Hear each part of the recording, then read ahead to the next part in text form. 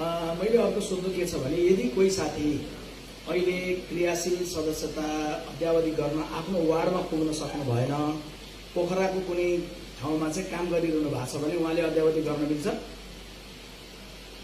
मिल्छ। अनलाइन मार्फत संसारको जुनसुकै ठाउँबाट पनि अद्यावधि गर्न सकिन्छ।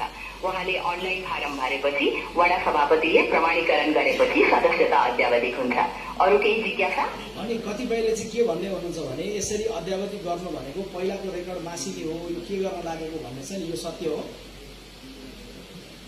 होइन, त्यो सत्य होइन। यो त धन प्रणालीलाई व्यवस्थित बनाउन गरिएको पहल हो। पहिलाको रेकर्ड मासिने होइन, बरु नयाँ प्रणालीमा सुरक्षित रूपमा राखिन्छ। केही दुविधा?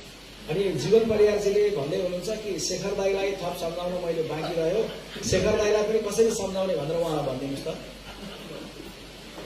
शेखर दाईलाई यो प्रणालीले दलको कामकाजमा प्रभावकारी बनाउनेछ भनेर बुझाउन सकिन्छ। यसले वास्तविक तथ्याङ्क राख्न र योजना बनाउन मद्दत